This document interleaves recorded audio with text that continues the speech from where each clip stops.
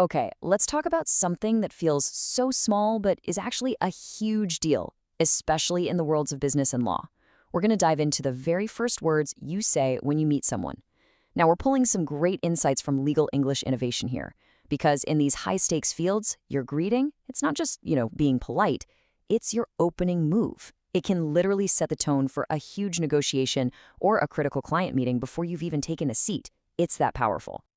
So, I want you to ask yourself this, and be honest. Is your hello holding you back? I mean, really think about it. That last big meeting you walked into, what were the first words out of your mouth? It sounds like such a tiny detail, right? But in the professional world, it's those small, tiny details that can make or break everything. Seriously.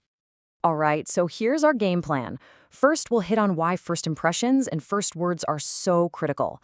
Then we're going to deconstruct our everyday greetings. From there, we'll pivot to sounding more professional, break down what formality actually sounds like, and then the grand finale.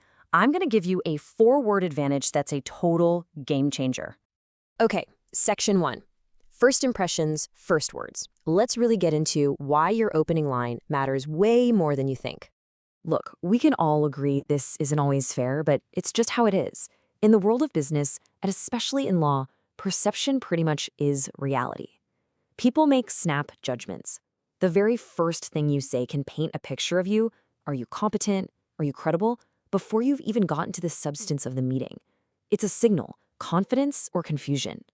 All right, moving on. Let's really deconstruct the greetings we use every single day.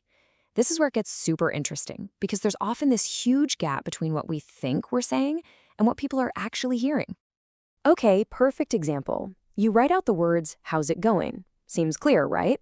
But when we actually say it, what does it sound like? It's more like, "How's it going?"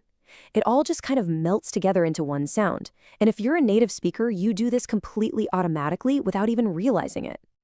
So that blended sound? There's actually a name for it. A teaching word. It's not about the individual words you see on a page. Nope. It's about that single connected sound that shows how people really talk. It's like a verbal shortcut, right? And when you use it in a professional setting, it sends a really clear signal. This is informal.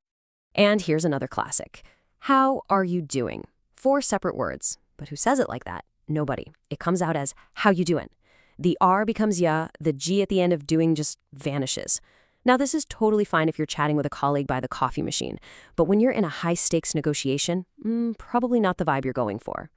Okay, so now that we know this, how do we make that pivot? How do we shift into a more professional gear for those conversations where, every word really, really matters? So this is the big question, right? When is "how's it going" just not going to cut it? Well, picture this. You're meeting a major new client for the first time. Or you're in a legal setting, about to depose a witness. Or you're walking into a boardroom to give a huge presentation. Yeah, that casual "how's it going" might just make it seem like you're not taking things seriously enough. And that's exactly when you need to make that pivot. And hey, let's be clear. This is not about sounding like a robot or getting rid of your casual side completely. Not at all. It's about being savvy. It's about knowing which linguistic code to use and when. Think of it like a wardrobe. You don't wear a t-shirt to a black tie event. The smartest professionals are masters at this code switching. They just know when to use that relaxed tone with a colleague versus that formal buttoned-up language for an investor. All right, let's dive into the anatomy of formality. We're going to actually build a professional greeting from the ground up, one that just oozes confidence and respect. And you're going to love this because the formula is surprisingly simple. It's just 3 easy steps. Step 1, you start with a positive word, something like pleasure or great.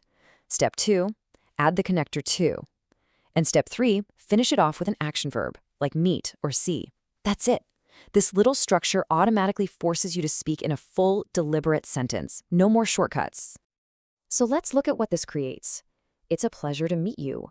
It's great to see you. Or even something like, how can I help? Or how are things going? See how much fuller and more intentional those sound? You can't really mush them together like, how's it going? The key here is that they sound complete. And that brings us to our final section, your 4-word advantage.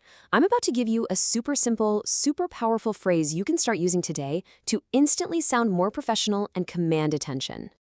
But before I just give it to you, remember this one crucial thing. The most powerful phrases are almost always the most simple ones. You don't need big, fancy words to sound professional. What you need is precision and clarity. The best communicators are always the clearest. Okay, here it is. 4 simple words. Are things going well? Just say that out loud for a second. Are things going well?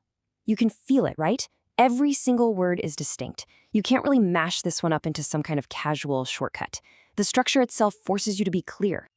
So why is this little phrase so effective? Well, for one, it's polite without being too informal, it's totally professional, and it's direct. But the most important part? It's a complete, thoughtful question. It immediately replaces a lazy "how's it going" with something that says, hey, I'm here, I'm paying attention, and I'm taking this conversation seriously. It's a total upgrade. So that just leaves me with one final question for you. We've just spent all this time breaking down how a simple greeting can be tweaked for maximum professional impact. So what else is there? What other little moments of small talk in your day carry that same kind of big weight? Where else can you make a tiny change that completely shifts how people see you?